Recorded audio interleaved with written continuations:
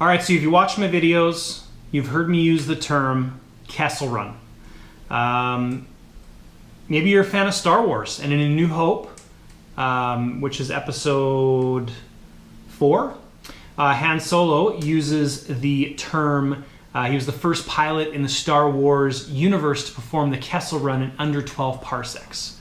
If this is you, keep watching.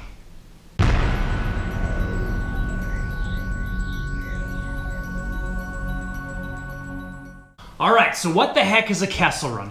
Now, I gotta throw a shout out there first to Josie and Rachel.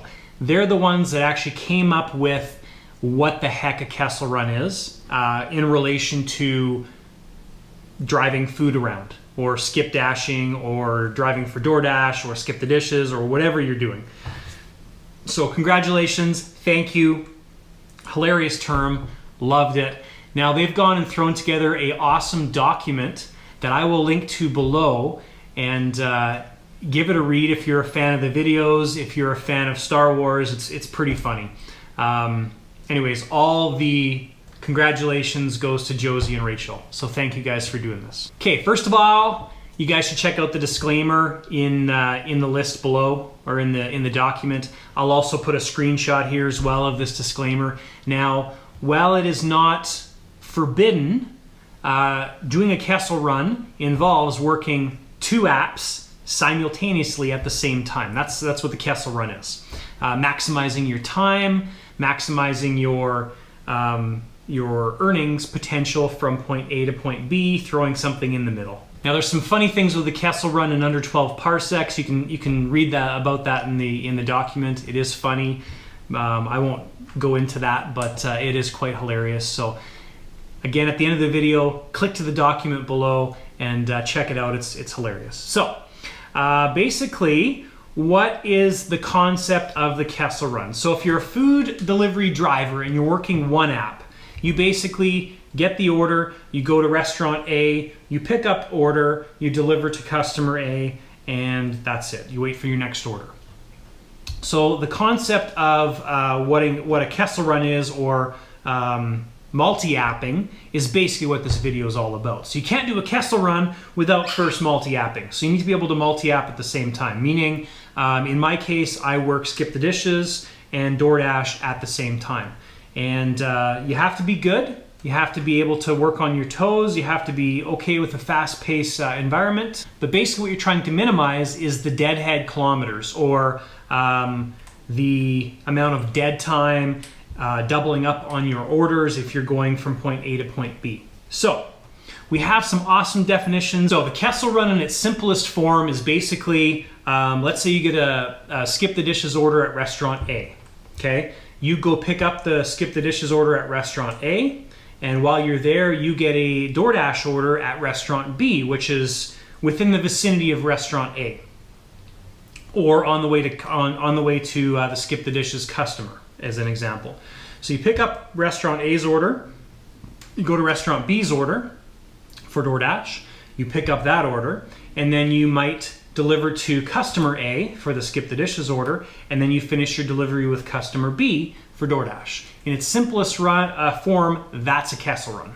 So now we've coined these deliveries, or these Kessel Runs, with some names. So the first one is a Yoda Kessel Run. So a Yoda Kessel Run, very, very true to the force, nice and straight, very linear. You pick up at A, you pick up at B, you deliver A, you deliver B. That's the Yoda Kessel Run.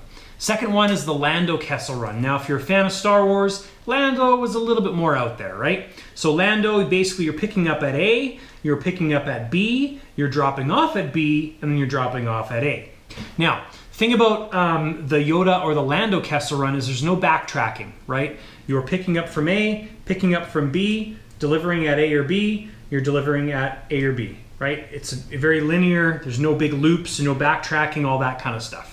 Okay, so any Kessel Run you guys can pull off is definitely a good one. It doesn't happen all the time. You really have to dedicate your time to one app or the other. I prefer Skip because in my area it's a lot more busy than Doordash. So I give Skip priority, but I will definitely turn down Skip orders and Doordash orders. Now, while I'm doing Skip, I'm basically letting these Doordash orders filter in and deciding whether they fit the criteria of what a decent Kessel Run is. So regardless of anything that goes on, you basically have to make sure that it works for you ultimately and for your customer. So some guidelines that I don't necessarily always follow. I'm still learning how to be an awesome Kessel runner, but some great guidelines are both pickup points are within 3 minutes-ish of each other. I say ish because I like 5 minutes, that's okay. The second one is both drop-off points are within 3 to 5 minutes-ish of each other. So that really makes a great Kessel Run. Guys, have I screwed up? Yes, I totally have. About a week ago, I was doing a shift way up in a different part of the city that I live in, and I made some really dumb decisions, like my pickup points were way separate from each other, my drop-off points were 25 minutes apart. Not a good decision, because ultimately you want to make sure your customer is happy at the end of the day. Customer service is number one. Whether you're multi-apping, whether you're doing Skipthedishes, Doordash, Uber Eats, all that kind of stuff. Ultimately, we want the customers to be happy, and when they do that, when the customers are happy, we get more orders. So guys, short little video for you. Thank you for watching the Kessel Run. Hopefully it makes more sense now when I say it in the video. Again, props to Josie and Rachel for putting this content together. Check the link below. It's a Google document, and you guys can read a more in-depth version of what I just put this video together on. Have a great day. We will see you next time.